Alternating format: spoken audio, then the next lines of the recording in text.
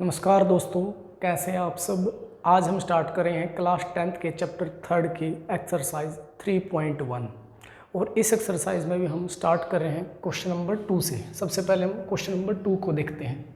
देखिए क्या कर रहे हैं इसमें, ऑन कंपेयरिंग द रेशोज, यानी आपको ये रेशो कंपेयर करने हैं सबसे पहले। ठीक है, find out whether the lines representing the following pairs of linear equations intersect at a point are parallel और कोइंसिडेंट।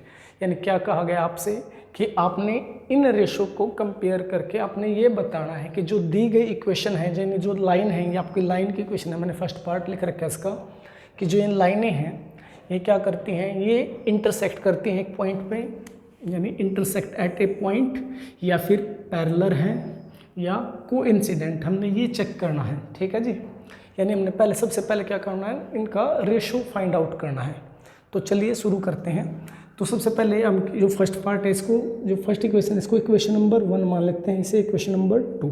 ठीक है, और इस टाइप के क्वेश्चन में हमें ये भी ध्यान रखना है कि इक्वल टू हमेशा 0 रखना है। ठीक है जी, तो सबसे पहले हम इनको कंपेयर करते हैं। एक पार्ट में डिटेल में कराता हूँ, उसके बाद फिर MCQ का आंसर कैसे देंगे आप, उसके बारे में भी चर्चा करेंगे। तो सबसे पहले क्या करते हैं, इसको डिटेल सोल्व करते हैं। तो सबसे पहले लिखते हैं कंपेयरिंग, यानी इनकी तुलना कर लेंगे हम, comparing equation 1 and 2।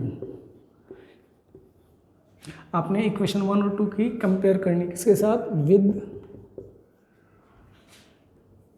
a1x plus b1y plus c1 is equal to 0 and a2x plus b2y plus c2 is equal to 0 respectively करने से। ठीक है जी, यानी आपने जो पहली इक्वेशन है वो इससे कंपेयर करनी है, जो दूसरे वाली है वो इससे कंपेयर करनी है। तो कंपेयर कर लेते हैं।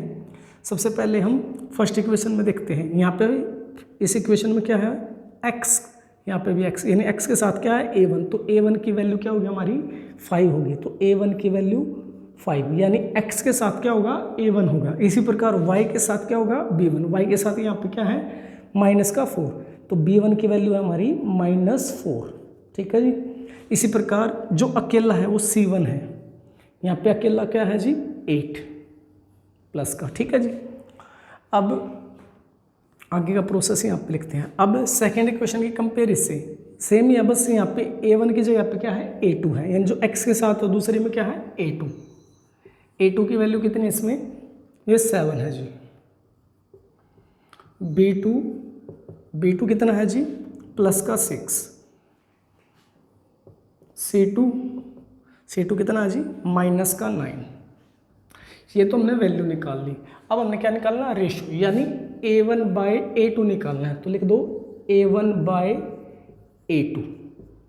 a1 कितना हमारा 5 और a2 7, तो 5/7 आ गया जी। ठीक है, इसी प्रकार हम b1 बाय b2 निकाल लेंगे और इसी प्रकार c1 बाय c2। तो b1 बाय b2 कितना होगा जी, b1 है हमारा -4 और ये है 6। कैंसिल होता तो कैंसिल भी कर देंगे, 2 2 जा 4, 2 3 जा 6, यानी इसकी वैल्यू आ गई -2/3।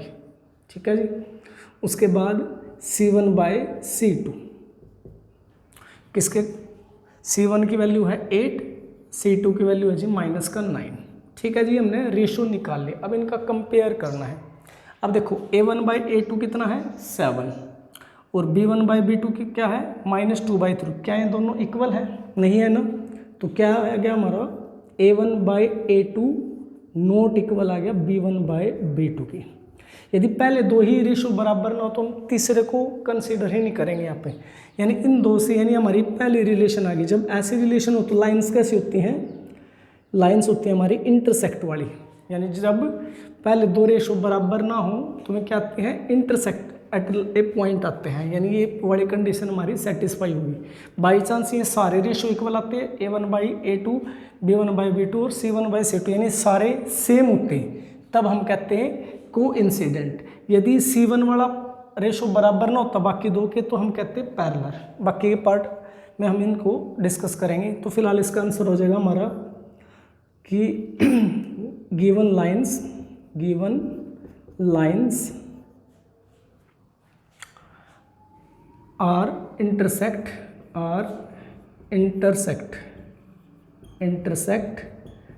Eight a point. ठीक है जी, ये तो हो गया डिटेल इसका। और यदि ऑप्शन में आए क्वेश्चन, बाई चांस ऑप्शन में पूछ ले तो आपको इतना थोड़ी करना होगा, तो उसके लिए आप क्या करेंगे, उसके लिए मैं यहीं पे इतने पोर्शन में बता रहा हूँ आपको। तो आप क्या करें, सबसे पहले x वाला लिखेंगे पहले इक्वेशन में, उसके नीचे दूसरे इक्वेशन के x वाला, ठीक है। फिर ऐसे ही दूसरा y वाला -4, फिर 6 लिख लो उसके नीचे यानी y वाला, फिर तीसरा 8/-9। अब इनको कंपेयर कर लो डायरेक्टली, ठीक है जी। इसलिए सीधा आंसर आ जाए, जैसे ये दोनों इक्वल नहीं है तो यहीं से हमारी पहली कंडीशन आ जाएगी कि ये इंटरसेक्टेड पॉइंट है, ठीक है जी। तो इस तरीके से आप डायरेक्ट भी कर पाओगे। तो अब करते हैं अगला पार्ट इसका।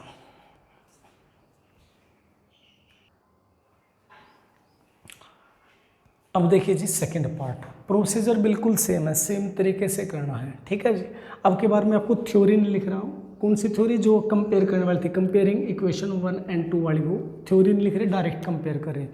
यानी फर्स्ट इक्वेशन में क्या होता है, जो x के साथ है वो होता है हमारा a1, तो कितना है जी हमारा 9। सेकंड ये y के साथ क्या होता है, b1 होता है, ये होगा जी 3। और जो अकेला होता वो है c जी, ठीक है। अब ऐसे सेकंड में ये होता है हमारा a2, जो x के साथ है वो a2, ये हो गया हमारा 18। y के साथ b2, ये हो गया 6, और जो अकेला है वो c2, ये c1 था, ये 24, ठीक है जी।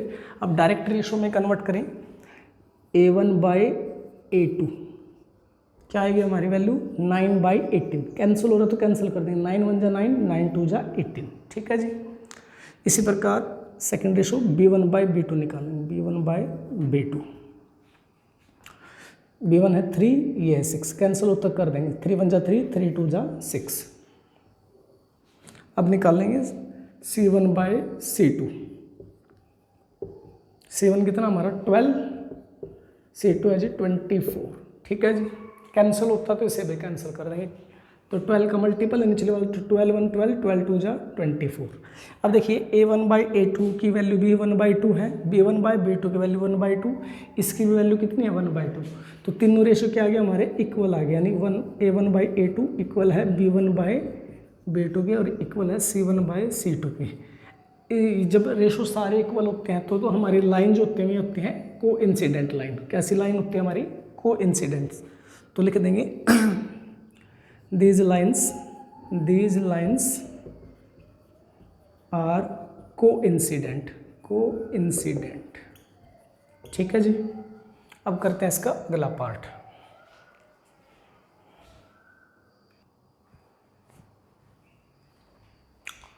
देखिए जी थर्ड पार्ट, तो डायरेक्ट हम वैल्यूज लिखते हैं। a1 की वैल्यू फर्स्ट इक्वेशन से जो x के साथ होगा वो a की वैल्यू होगी, x के साथ क्या है 6, तो ये a1 की वैल्यू है। ऐसे जो y के साथ है वो b1 की वैल्यू, b1 कितना है जी 3 है, लेकिन साइन यदि पॉजिटिव के अलावा नेगेटिव हो तो हम साइन लिखेंगे, यानी पॉजिटिव है तो लिखने की ज़रूरत नहीं है, नेगेटिव है तो लिखेंगे। c1 हो गया हमारा 10। ऐसे ही सेम a2, ये सेकेंड इक्वेशन से वैल्यू उठानी, ऐसे x के साथ है 2, b2 y के साथ देख लो क्या है जी हमारा, यहाँ पे कोई नंबर नहीं है तो कोई नंबर नहीं है तो 1 लेंगे, साइन रखेंगे साथ में।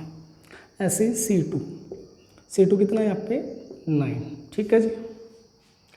अब हम इनका रेशो निकाल लेंगे। सबसे पहले a1/a2 निकालते हैं, a1/a2, a1 कितना है 6, a2 की वैल्यू 2, कैंसिल होता तो कर देंगे, 2 1 जा 2, 2 3 जा 6, यानी कितना आ गया 3/1, यानी 3 ही आ गया, ऐसा कह सकते हो आप।